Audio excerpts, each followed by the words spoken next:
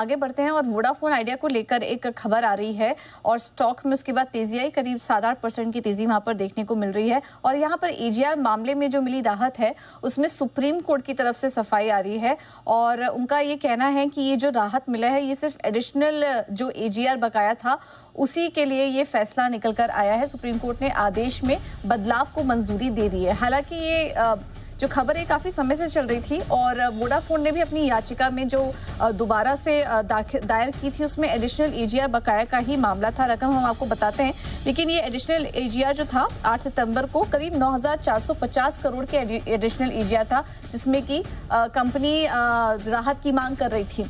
चलिए इस पे थोड़ी और भी डिटेल्स समझ लेते हैं। हमारे साथ अमरीश जुड़ चुके हैं आपके पास और एडिशनल एजीआर की बात ही चल रही थी। वोडाफोन आइडिया ने उसी पर याचिका दी थी, उसके बाद काफी सारे अनाउंसमेंट हुए हैं, लेकिन अभी क्या क्लैरिटी आ रही है सुप्रीम कोर्ट की तरफ से?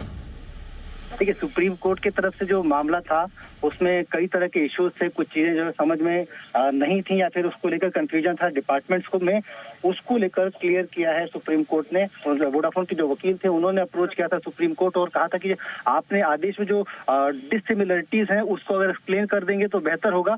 तो सुप्रीम कोर्ट ने एक्सप्लेन किया है कि क्योंकि ये पॉलिसी का मामला है तो सरकार फैसला ले सकती है। क्योंकि पॉलिसी का मामला इसलिए आपको जो ड्यूज है वो भी देने पड़ेंगे। उन दोनों ही चीजों में कोई आपको राहत नहीं मिलेगी, लेकिन कैलकुलेशन और जो मिस कम्युनिकेशन था उस चीज को लेकर जो आपने अपील की है उसको लेकर सरकार से रिविजिट कर सकती है। तो एक बड़ी राहत ये आप कह सकते हैं कि सुप्रीम कोर्ट की तरफ से वोडाफोन को, और एक बड़ी क्लैरिटी भी है इस पूरे मामले को लेकर। जहाँ पे पिछले मामले में भी कहा गया था कि कैलकुलेशन एरर थी, उसकी वजह से ड्यूज ज्यादा दिख रहे थे, और इस वाले जो अपील थी उसमें भी कहा गया था, जो अमेंडेड प्ली थी उसमें भी यही कहा गया था कि ड्यूज जो है उनका जो गणित है वो समझ में नहीं आ रहा। तो ऐसे में अगर ये दोबारा कैलकुलेशन होती है या फिर सरकार किसी तरीके से उन एरर्स को हटा के कैलकुलेट करती है तो एक राहत पूरे जो ड्यूज हैं उस पूरे नंबर पे भी आएगी। और उसके तरह से आप देख सकते हैं कि वोडाफोन के जो ड्यूज हैं वो थोड़े से कम हो सकते हैं और सरकार की तरफ से जो राहत मिलेगी वो एक दोनों मिलाकर एक बड़ी राहत जो है वोडाफोन को मिल सकती है इससे। जी, ये हमने रखा, इसे आप कैसे देख रहे हैं स्टॉक के लिए और स्पेस के लिए?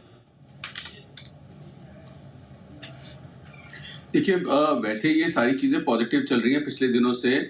और आइडिया देखियो 6.5 से 7.5 का बेस बनाया, 7.5 से 8.5, 8.5 अब 9 के ऊपर भी वो हो रहा है। और जैसे जैसे ये बढ़ता जाएगा, देखिए जितने, क्योंकि वोडाफोन एक ऐसा स्टॉक है नेहा, कोई 100, 50, 500, 1000 लेके नहीं बैठा हुआ, बहुत बड़ी बड़ी क्वांटिटीज में बैठे हुए हैं। और वो क्या होता है कि उसमें जब भी अपने भाव से आ रहे हैं ना, तो अब क्या होगा, जो टायर्ड बुल्स जिनको कहते हैं वो धीरे धीरे, जिसका 10 की एवरेज है, 9 की एवरेज है, थोड़े बहुत स्टॉप लॉस से या थोड़े बहुत आसपास निकलेंगे। तो ये भी एक तो प्राइस बढ़ रहा है, दूसरी न्यूज पॉजिटिव आ रही है, तीसरा कहीं ना कहीं जो ये बड़ी होल्डिंग्स हैं, जो लॉन्ग लेके लोग बहुत बड़े बैठे हैं, वो भी हर ऊपर में कम होती जाएंगी थोड़ी थोड़ी। तो ये सारी चीजें ना थोड़ा थोड़ा स्टॉक के लिए बेटर है। तो मुझे लगता है कि वर्स्ट तो प्राइस इन है ये कि वो 6-7 रुपए से नीचे क्या जाएगा। तब भी हमारी बात हुई थी कि नॉट दैट कि हम इसमें बार बार रिकमेंडेशन देते हैं बीच बीच में कभी कभी, कि मतलब वो उसमें सबसे बड़ी चीज होती है कि 7 रुपए में जाने में कुछ नहीं है। तो जाने में कब, अगर पेशेंटली होल्ड करेंगे तो 12-13 रुपए भी मिलेगा, मिल सकता है, बिल्कुल मिल सकता है।